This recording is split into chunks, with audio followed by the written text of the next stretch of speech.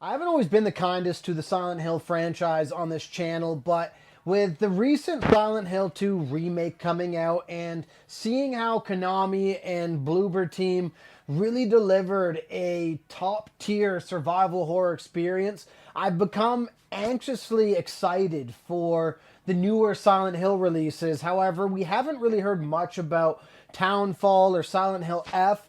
But I decided that I was going to revisit some of the older Silent Hill games, some of the Western Silent Hill games, and kind of see if there was still some good quality content there, or if those games were kind of as bad as I remembered them. And recently, I decided to give Silent Hill Shattered Memories another try, another attempt at seeing if it was worth revisiting. And in this video, I'm going to go over why there's a lot of good ideas and concepts in this game, but ultimately it falls short, much like a lot of the other Western Silent Hill games. So let's take a look.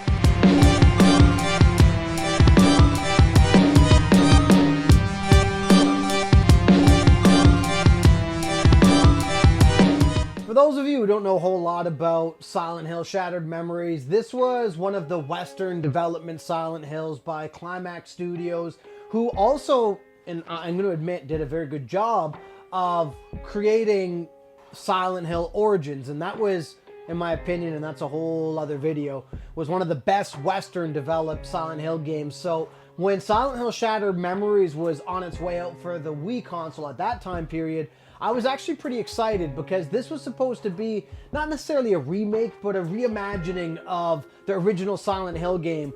And I, at that time period, was probably the most into Silent Hill games in general. I was, at that point, playing Silent Hill 4 on my old Xbox. I had recently completed Homecoming. I'd completed Origins, so I was pretty into Silent Hill. I was pretty deep into that series. So Silent Hill Shattered Memories, the idea that you were going to get to play this reimagined Silent Hill 1 with what looked like intuitive motion controls seemed like a unique mix that you hadn't really gotten on the Wii console at that point. Now, one of the things that Climax attempted to do was make this feel like a psychological horror game in the fullest sense. And what I mean by that is they added a very strong choice-based system that influenced the way the world looked and way certain encounters happened and story parts or elements unfolded. And that choice-based system started oftentimes with like this therapist element where you sit down and kind of go over with a therapist different things, and those answers influence the game itself. Now, I do want to highlight, I actually liked that format and I liked that concept. I thought that that worked incredibly well. And I thought that that added a layer to this game and almost a mystique to this game, because you don't really understand why you're talking to a therapist in full until pretty much the end of the game. But it really added this unique element to the game and almost made it feel Twin Peaks-esque, which the Silent Hill series is almost always taken a bit of influence from. And so I liked that element. And further to that, I liked this snowy, cold environment that Climax chose to go with that really made the game seem just different from other Silent Hill games, but also very familiar in a lot of ways. Like, I think it worked with the thematics of Silent Hill. Now, this is where I'm about to explain why this is where the game really starts to falter, however. And what I mean is, while the environment had a certain level of creepiness, or the atmosphere had a certain level of creepiness, the game never, not really once, felt disturbing or scary. And this game fell victim to what I felt like a lot of the other Silent Hill Western developed games fell victim to, and that was almost feeling like a fan game that was out of touch with the Japanese horror that the first 4 Silent Hill games really embodied.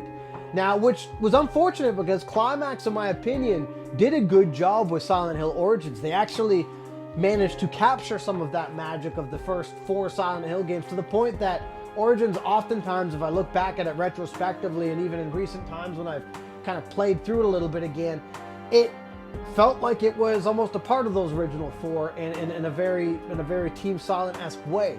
And I was really upset at the time when Silent Hill Shattered Memories came out to see that that magic was lost. The type of enemies did not seem disturbing, did not seem scary.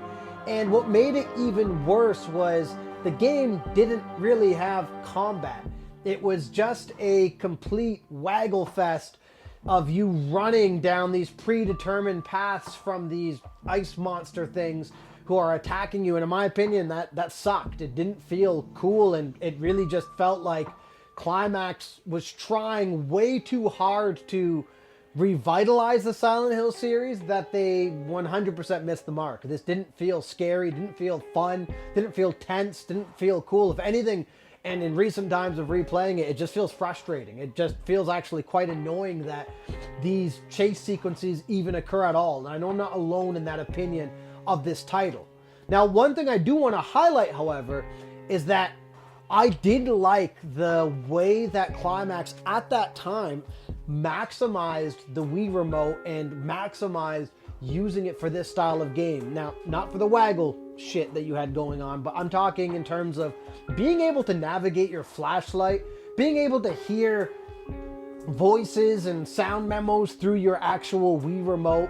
At that time, it actually brought me back. I remember at that time of playing this on the Wii, I remember thinking like, this was a developer who was really trying to maximize the Wii hardware.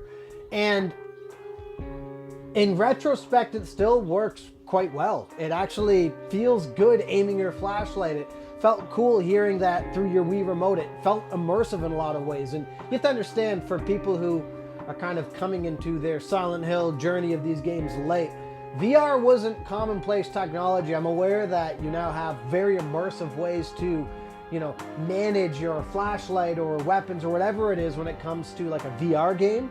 But at the time, the Wii was kind of the closest you got to having a device that almost mimicked your hand.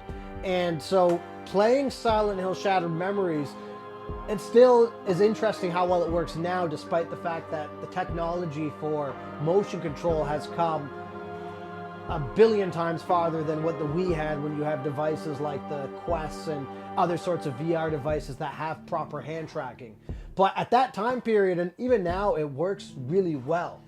The problem is, and ultimately my biggest criticism of this game is, it's not scary, doesn't feel disturbing, and it really just doesn't have any sort of horror elements or monsters that make me enjoy I don't want to call it combat, but enjoy the encounters.